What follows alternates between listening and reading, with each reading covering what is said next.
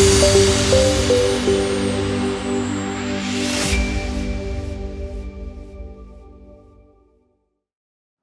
हिंद, नमस्कार, good morning दोस्तों।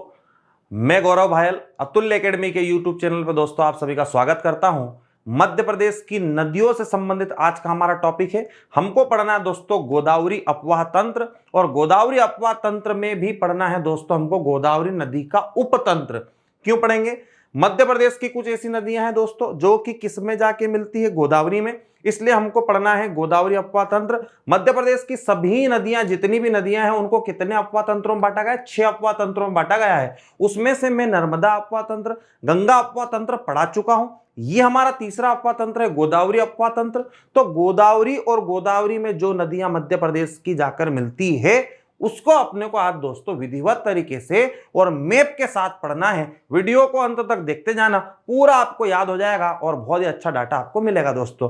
ठीक है, तो आज का जो हमारा टॉपिक है वो टॉपिक कौन सा है? गोदावरी अपवाह तंत्र। गोदावरी अपवाह तंत्र को पूछे कितने उपतंत्रों में बांटा गया है, तो 5 उपतंत्र है दोस्तों। कितने उपतंत्र है? 5।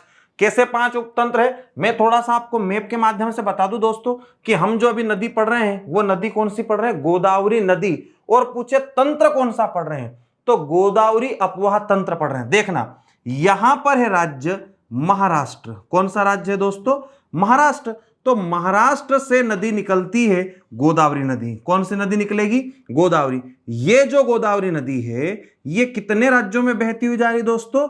लगभग 3 राज्यों में। एक राज्य तो कौन सा हो गया? महाराष्ट्र। महाराष्ट्र के बाद पूछे कौन से राज्य में बहेगी, तो महाराष्ट्र के बाद दोस्तों ये गोदावरी नदी बहती है। नया राज्य जो बना है वो आपका बन गया तेलंगाना। कौन सा राज्य है? तेलंगाना।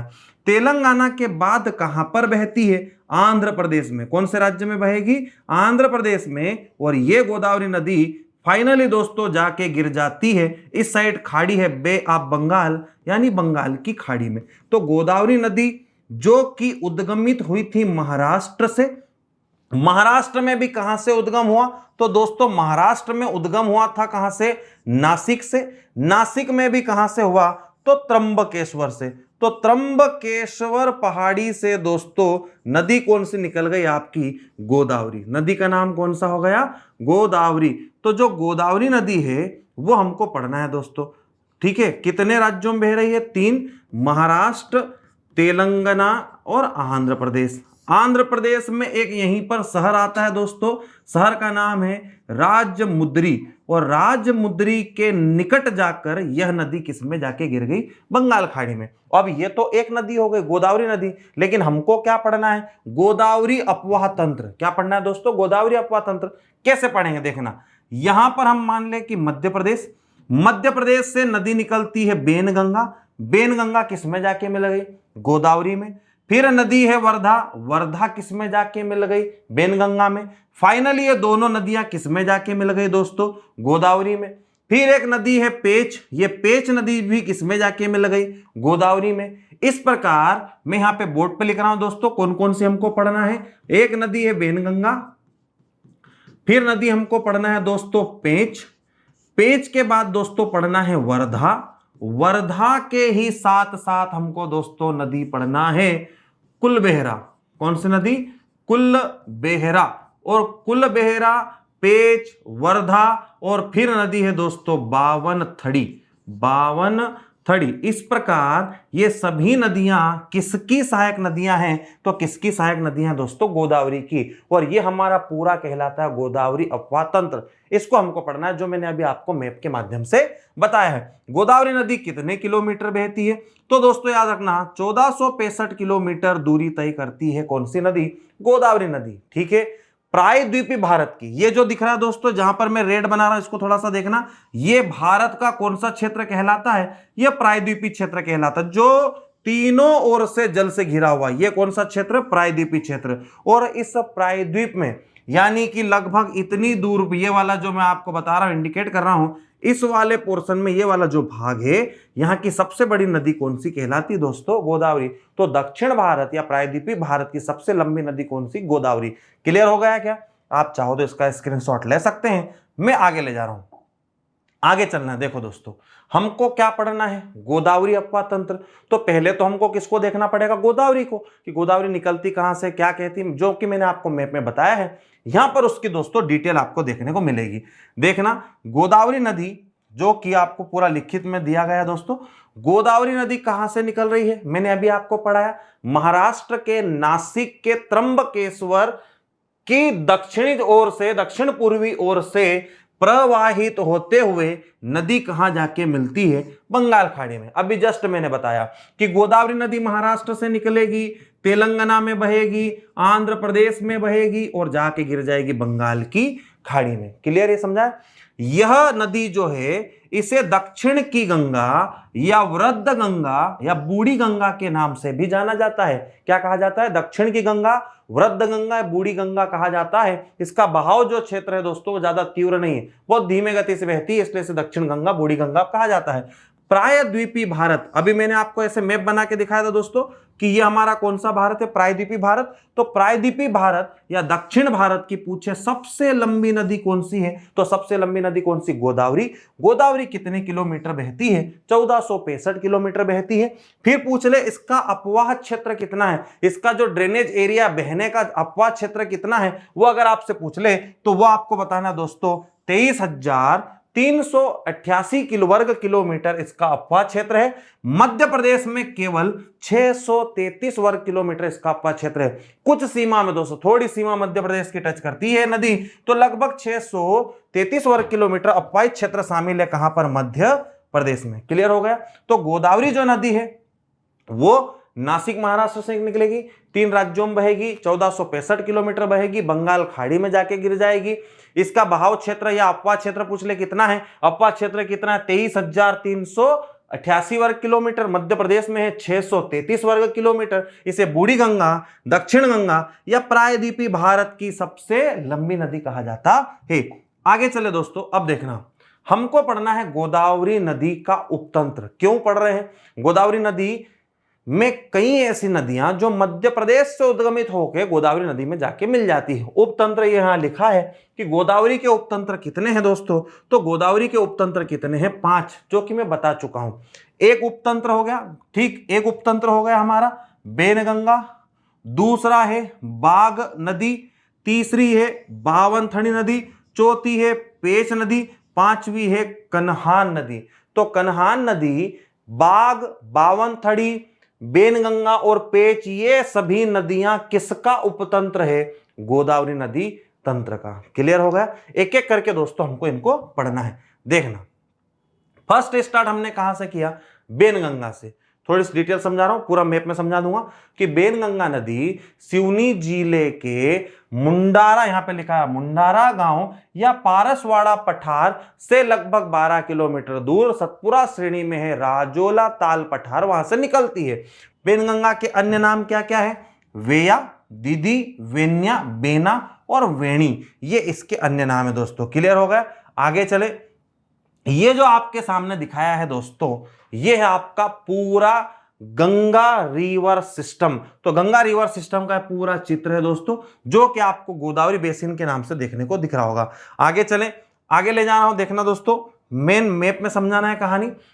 यह नदी किसकी बात हो रही है दोस्तों, जो बेनगंगा है उसके बारे में बात हो रही है। यह नदी अर्धचंद्राकार के रूप में उत्तर पूर्व की ओर तत्पश्चात दक्षिण पूर्व दिशा की ओर सिवनी बालाघाट जिले में प्रवाहित होती है। भंडारा महाराष्ट्र जिले में दोस्तों यह प्रवेश करती है और यही वर्धा नदी लिखा है, वर्धा नदी इसमें आके मिल जाती है। जहां पर दोनों का संगम होता है उसको प्राणहिता कहा जाता है। अंत में दोनों कहां जाके मिल जाती, गोदावरी में। मैप से समझा रहा हूं, देखना, मध्य प्रदेश का मैप हम लाते हैं दोस्तों, ठीक है। तो ये हमारा एमपी है। एमपी के माध्यम से दोस्तों थोड़ा समझा देता हूं कि कैसे बहेगी, कहां पर बहेगी, किन किन जिलों में नदी बहती है, ठीक है। आपको मैप के माध्यम से और जल्दी समझ में आ जाएगा। तो बेनगंगा नदी को आपको पढ़ना है कि एक तो सिवनी से निकलेगी, बालाघाट में बहेगी, बालाघाट में बहने के बाद कहां पर बहती है, तो बालाघाट से भंडारा जिले में बहती है और महाराष्ट्र चले जाए। कैसे देखना, यहां पर है मान लो सिवनी, सिवनी से ही लगा हुआ है बालाघाट, ठीक है, और नीचे कौन सा राज्य है, महाराष्ट्र। और महाराष्ट्र से नदी मैंने अभी जस्ट बताया था कौन सी निकलती है, गोदावरी। अब गोदावरी की ही सहायक नदी कौन सी है, तो गोदावरी की सहायक नदी कौन सी दोस्तों, बेनगंगा। ये जो ब्लू वाली दिख रही है ये नदी कौन सी हो गई, बेनगंगा। और बेनगंगा नदी कहां से निकलेगी, सिवनी से। अब समझना, एक जो नदी है, एक नदी जो है वो कहां से निकलती, बैतूल से। कहां से निकलेगी, बैतूल। और बैतूल से जो नदी निकलती है वो वर्धा नदी। ये ब्लैक वाली जो नदी है दोस्तों, ये कौन सी नदी हो गई, वर्धा। तो वर्धा नदी और बेनगंगा नदी दोनों का क्या हो जाता है, संगम। और जहां पर संगम होता है उस स्थान को कहा जाता है प्राणहिता। क्या कहा जाता है, प्राणहिता। अब देखना, वर्धा किस में जाके मिली, बेनगंगा में। बेनगंगा किस में जाके मिली, गोदावरी में। तो दोनों नदियां अंत में किस में जाके मिल जाती, गोदावरी में। ये थ्योरी में लिखा, देखना कि ये नदी चंद्राकार रूप में, पहले तो चंद्र आकार दिख रहा है, चंदे मामा जैसा आकार बनता है आधा चांद के टाइप। तो पहले उत्तर पूर्व में बहती है, फिर दक्षिण पूर्व में बहती है। कौन बहती है, बेनगंगा। बेनगंगा सिवनी में बहती है, बालाघाट में बहती है। और यहां से फिर कहां चली जाती, महाराष्ट्र का जिला है भंडारा। और भंडारा में प्रवेश करने के बाद इसमें कौन आके मिलती है, वर्धा नदी। कौन आके मिलेगी, वर्धा। देखो ये वर्धा नदी जाके मिल गई, दोनों का संगम होता है। अगली लाइन लिखिए, दोनों का संगम होता है, कहां पर होता है, प्राणहिता। प्राणहिता कहां पर है, प्राणहिता महाराष्ट्र में है। और फाइनली दोनों किस में जाके मिल जाती है, गोदावरी में। देखो फाइनली दोनों किस में जाके मिल गई, गोदावरी में। क्लियर। आगे चलना है दोस्तों, अगली क्या कहानी है, अगली कहानी है हमारा कि सिवनी की जीवन रेखा किसको कहा जाता है। तो जो सिवनी की जीवन रेखा है वो कहा जाता है किसको दोस्तों, बेनगंगा को। याद रखना है कि वेनगंगा जो नदी है, इस वेनगंगा नदी को या बेनगंगा नदी को कहां की जीवन रेखा कहा जाता है, सिवनी की। इसकी लंबाई कितनी है, 570 किलोमीटर। वेनगंगा नदी पर सिवनी में जगह है छपारा में 1972 में एक बांध बना है दोस्तों, भीमगढ़ बांध, जो कि संजय सरोवर बांध के रूप में जाना जाता है। और एशिया का सबसे बड़ा मिट्टी का बांध है। इतना याद रखना है कि जो नदी है बेनगंगा को सिवनी की जीवन रेखा कहा जाता है। बेनगंगा की लंबाई 570 किलोमीटर है। बेनगंगा नदी पर एक बांध है, कहां पर, सिवनी में है। नाम क्या है, भीमगढ़। वर्तमान में क्या होगा, संजय सरोवर बांध। और दोस्तों ये मिट्टी का सबसे बड़ा बांध है। आगे चले, नदी कौन सी है हमको क्या याद रखना है, फिर वापस बता रहा हूं कौन सी नदी है, वेनगंगा, वेया, वेन्या, वेणी, इसी का नाम है। और इसकी जो सहायक नदियां हैं वो कौन कौन सी, देखो यहां पे लिखा है सहायक नदियां। क्या लिखा है, सहायक नदियां। तो बेनगंगा की सहायक नदी है बाघ। कौन सी है, बाघ। फिर है वर्धा, विजना, फिर है यामधड़ी, फिर है थिरी, फिर है ठेल, और उसके बाद है पेंच, फिर है वाम, उसके बाद है सामर थावर। तो सामर थावर इसकी क्या हो जाएगी दोस्तों, प्रमुख सहायक नदियां। तो बेनगंगा की ये जो दोस्तों सामने लिखा है आपके बोर्ड पर, ये सब की सब सहायक नदियां है। और बेनगंगा में जब आके सब नदियां मिल जाती है तो बेनगंगा फाइनली जाके किसमें मिल जाती है दोस्तों, गोदावरी में। और हम वही पढ़ रहे हैं, कौन सा अपवाद तंत्र पढ़ रहे हैं, गोदावरी। क्लियर है क्या। आगे चले, इसका स्क्रीनशॉट लेना चाहो ले सकते हो दोस्तों। अगली कहानी किसकी है, अगली है वर्धा नदी। बता चुका हूं वर्धा नदी को, लेकिन फिर भी इसकी डिटेल बता देता हूं कि पहले तो मैंने आपको क्या पढ़ाया, बेनगंगा। बेनगंगा में जाके कौन मिल गई, वर्धा। तो वर्धा और बेनगंगा दोनों आपस में कहां मिल जाती है, प्राणहिता में। प्राणहिता कहां पर है, महाराष्ट्र में। उसी के बारे में यहां पे डिटेल है। देखो वर्धा जो नदी है वो निकलती कहां से, बैतूल से निकलती दोस्तों। बैतूल में है वर्धन शिखर, ये लिखा, बैतूल तहसील है मुल्ताई, शिखर है वर्धन। वर्धन शिखर की ऊंचाई है 811 मीटर। और इस ऊंचाई से ही निकलती है नदी आपकी कौन सी, वर्धा। वर्धा नदी कहां पर बहती है, बैतूल में। फिर छिंदवाड़ा जिले की दक्षिणी सीमा बनाती है और कहां प्रवेश कर जाती है, महाराष्ट्र में। और किसमें जाके मिल जाती है, वेनगंगा में। देखना आगे चलकर ये दोनों किसमें चली जाती है, गोदावरी में। कुल लंबाई पूछे 525 किलोमीटर, अपवा क्षेत्र पूछे 24,087 वर्ग किलोमीटर।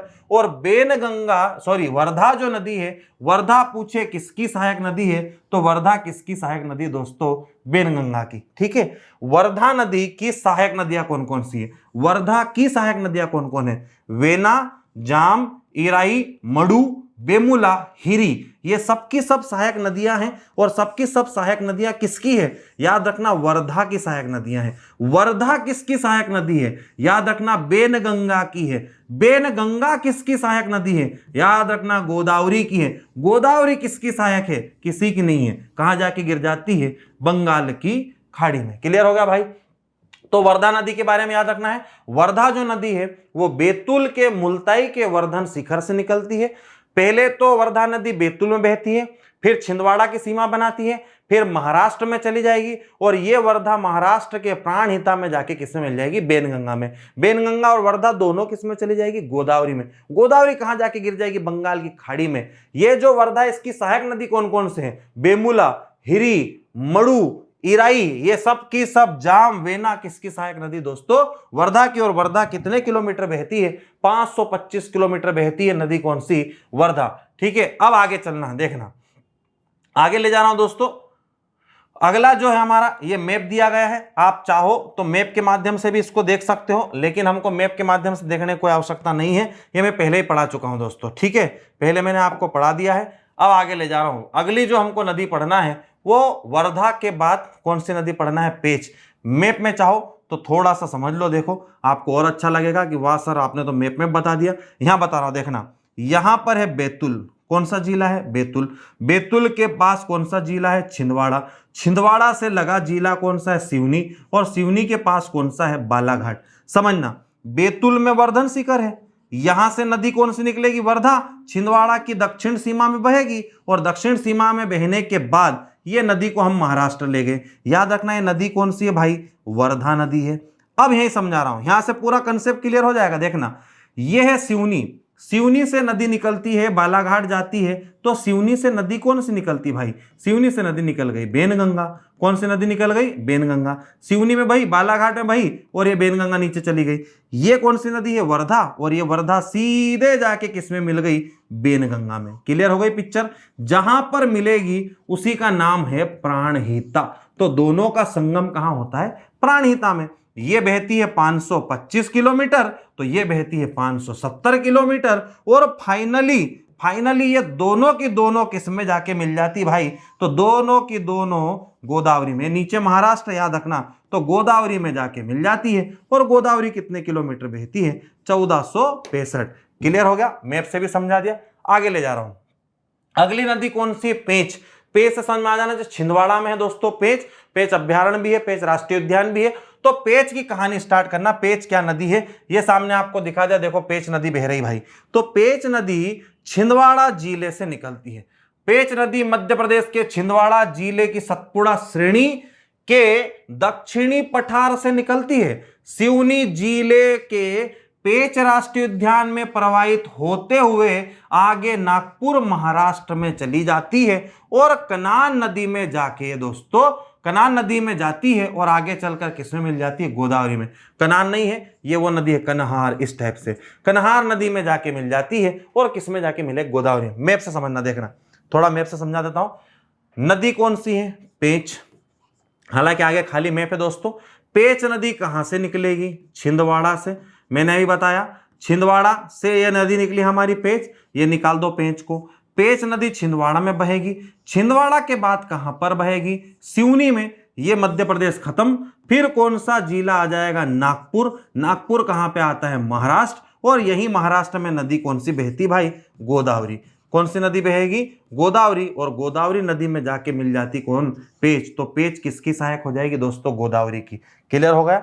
आगे मैप में समझाना, मैप खाली आपको मिलेगा, ये रहा देखना। इस प्रकार यह नदी मध्य प्रदेश और महाराष्ट्र की सीमा बनाती है। कौन सी नदी? पेंच नदी। पेंच जो नदी है वो मध्य प्रदेश और महाराष्ट्र दोनों राज्यों की सीमा बनाती है। इसकी कुल लंबाई कितनी है? तो इसकी कुल लंबाई कितनी है? 274 किलोमीटर। और प्रदेश में इसकी लंबाई है 206 किलोमीटर। आगे जाके दोस्तों दक्षिण पूर्वी सीमा पर मोड़ का तीव्र मोड़ आता है, यानी एकदम तीव्र मोड़ बनाती है और फाइनली जाके गोदावरी में मिल जाती है। मैप समझा रहा हूं दोस्तों, ठीक? यहां थोड़ी जगह नहीं, नीचे ऐसे ही समझ लो। छिंदवाड़ा, छिंदवाड़ा से लगा क्या है? सिवनी। नीचे हम जिला कौन सा मान ले? नागपुर। अब देखना, छिंदवाड़ा से नदी निकाल दो कौन सी? पेंच। पेच नदी छिंदवाड़ा से कहां चली गई, सिवनी, सिवनी से कहां चली गई, नागपुर। नीचे नदी कौन सी प्रवाहित हो रही, महाराष्ट्र में, तो महाराष्ट्र में नदी कौन सी बह रही मेरे दोस्तों, गोदावरी। तो गोदावरी ये नदी, ये ऊपर वाली पेच नदी। पेच नदी की कुल लंबाई बता रहा हूं, यहां पे मध्य प्रदेश खत्म, ये मध्य प्रदेश मान लो, ये नीचे वाला महाराष्ट्र है और ये जिला नागपुर है, ठीक है। अब देखना 274 किलोमीटर, कितने किलोमीटर, 274 किलोमीटर तो कुल नदी है। कौन सी नदी है, पेच की लंबाई। लेकिन मध्य प्रदेश में कितनी है, 206। तो एमपी में पूछे कितनी बहती है, 206। अब बचा कितना, तो 274 में से 206 घटा लो, बाकी की लंबाई कहां पर आ जाएगी, महाराष्ट्र में। इस प्रकार पेच किस में जाके मिल गई दोस्तों, गोदावरी में। हो गया क्या क्लियर, आगे बढ़ाओ कहानी को, आगे बढ़ा रहा हूं। अब देखना, महाराष्ट्र की सीमा बना ली, सब कुछ हो गया। इसकी सहायक नदी कौन कौन सी, किसकी सहायक नदी, पेच की। तो पेच की एक तो सहायक नदी है कन्हान, दूसरी है कुलबेहरा, तीसरी है बावना। तो पेच की सहायक नदी है कन्हान, कुलबेहरा और बावना, ठीक है। ये हमारी सहायक नदियां हो गई पेच की। पेच के लिए मैप बताया गया दोस्तों। अब लास्ट नदी है कुलबेहरा नदी। कुलबेहरा नदी के बारे में हमको पढ़ना है। जैसे पेच छिंदवाड़ा से निकलती है, वैसे ही कुलबेहरा नदी भी कहां से निकलती है दोस्तों, छिंदवाड़ा से। छिंदवाड़ा से निकलती है नदी कुलबेहरा नदी, नाम है कुलबेहरा। यह नदी मध्य प्रदेश के छिंदवाड़ा जिले की एक तहसील है, वहां से दोस्तों निकलती है। आगे जाके छिंदवाड़ा के दक्षिण पूर्वी भाग में दोस्तों यह प्रवाहित होती है, चम का कोई मतलब नहीं है, दक्षिण पूर्वी भाग में प्रवाहित होती है। 80 किलोमीटर की दूरी यह तय करने के बाद बीसापुर, चांद के उत्तरी भाग में प्रवाहित होते हुए किसमें मिल जाती है दोस्तों, पेच में। इस प्रकार यह किसकी सहायक नदी हो गई, पेच की। अभी जस्ट पढ़ा है मैंने, यहां पे फिर एक बार बता देता हूं। छिंदवाड़ा, छिंदवाड़ा के बाद जिला कौन सा है, सिवनी। अब समझना, छिंदवाड़ा से नदी तो निकल गई थी कौन सी, पेच। ये नदी कौन सी है, पेच। अब हमको आगे चलना है, नदी कौन सी लाना है, ये बेहरा नदी, नाम है कुलबेहरा। कुलबेहरा नदी भी कहां से निकलती है, छिंदवाड़ा से। कौन सी नदी है, कुलबेहरा। तो कुलबेहरा नदी छिंदवाड़ा से निकली, छिंदवाड़ा से निकलेगी, लगभग कितने किलोमीटर बहेगी, 80 किलोमीटर। और 80 किलोमीटर बहने के बाद कुछ दोस्तों नगर है, जैसे बीसापुर, चांद का उत्तरी भाग, इनमें प्रवाहित होने के बाद ये पेच नदी छिंदवाड़ा में ही, सॉरी, ये कुलबेहरा नदी छिंदवाड़ा में ही किसमें मिल जाती है, पेच में। तो पेच की सहायक नदी कौन हो गई, कुलबेहरा। क्लियर दोस्तों। तो ये जो था, ये हमारा कौन सा अपवाह तंत्र था दोस्तों, गोदावरी अपवाह तंत्र। इस नदी को छिंदवाड़ा की जीवन रेखा कहा जाता है। कौन सी नदी को कहेंगे, आंसर कमेंट बॉक्स में देना। किस नदी को, मेरा क्वेश्चन है, किस नदी को छिंदवाड़ा की जीवन रेखा कहा जाता है, आपको आंसर बताना है कमेंट्स बॉक्स में, ठीक है। ये मेरा क्वेश्चन रहा है, आपको आंसर बताना है दोस्तों, ठीक। अब आगे चलना है, सहायक नदियां। सहायक नदियां किसकी सहायक नदियां, तो अभी जस्ट पढ़ के अपन कुलबेहरा। तो कुलबेहरा जो नदी है उसकी सहायक नदी कौन सी है, उमरा नाला और बोदरी। तो उमरा नाला और बोदरी दोनों की दोनों कुलबेहरा की सहायक नदियां हैं। मैंने आपको क्या क्या पढ़ाया, एक मैप में बताऊंगा, अभी देखना आगे ले जाके फर्स्ट क्लियर आ जाएगी पूरी पिक्चर। ये हमारे पास मैप है, ठीक है। अब मैप के माध्यम से बता दूं दोस्तों, यहां पर ये मध्य प्रदेश का मैप है, लेकिन मध्य प्रदेश के मैप के हिसाब से ना बताते हो, तुमको मैं पूरा गोदावरी उपतंत्र एक ही बार में समझा रहा हूं। इधर समझना, हमको क्या पढ़ना है, पहला गोदावरी उपतंत्र, तो मैप के माध्यम से बता रहा भाई, ये मध्य प्रदेश में नहीं बहती गोदावरी, ठीक है ना, मध्य प्रदेश से निकलती, लेकिन सिर्फ समझाने के हिसाब से बता रहा हूं ताकि आपको एक ही बार में दिमाग में बैठ जाए पिक्चर की क्या पढ़ना था। गोदावरी पढ़े, गोदावरी पढ़ने के बाद हमको पढ़ना था कौन सी नदी, बेनगंगा। समझना भाई, बेनगंगा पढ़ ली, बहुत बढ़िया। बेनगंगा के बाद हमने क्या पढ़ ली दोस्तों, वर्धा, बहुत बढ़िया। ये नदी हो गई कौन सी, वर्धा। वर्धा के बाद ही दोस्तों एक और नदी हमने पढ़ी, और नदी कौन सी थी, पेंच। कौन सी नदी हो गई, पेंच। पेंच के बाद हमने नदी पढ़ी दोस्तों कुलबेहरा। कौन सी नदी है, कुलबेहरा। तो कुलबेहरा नदी भी हो गई, ठीक है। फिर एक नदी आती दोस्तों जो कि नहीं पढ़ी हमने, बालाघाट से निकलती है, नदी का नाम है बावनथड़ी। कौन सी नदी हो गई, बावनथड़ी। समझना, गोदावरी नदी तो अपने हिसाब से बह रही और बंगाल की खाड़ी में जाके गिर गई, लेकिन इस गोदावरी में मध्य प्रदेश की कौन कौन सी नदियां आके मिली, इसलिए मैंने गोदावरी उपतंत्र पढ़ाया। यह आपको क्लियर हो जाना चाहिए कि बावनथड़ी, चाहे हो वर्धा, चाहे हो बेन गंगा, चाहे हो पेंच, चाहे हो कुलबेहरा, और एक और नदी है दोस्तों, बाघ नदी। कौन सी नदी है? बाघ। ये सबकी सब नदियां किसमें आके मिल जाती है? गोदावरी में। और ये गोदावरी का पूरा क्या कहलाता है दोस्तों? अपवाह तंत्र। गोदावरी का क्या कहलाता है? अपवाह तंत्र। इसीलिए हमने कौन सा अपवाह तंत्र पढ़ा था? गोदावरी अपवाह तंत्र। क्लियर? तो दोस्तों ये आज का हमारा टॉपिक था, गोदावरी अपवाह तंत्र। बहुत बहुत धन्यवाद पूरा वीडियो देखने के लिए। इसी के साथ अगला अपवाह तंत्र आपको मिलेगा। Thank you very much. Like share subscribe ठोक देना वीडियो को अच्छा लगे तो। धन्यवाद।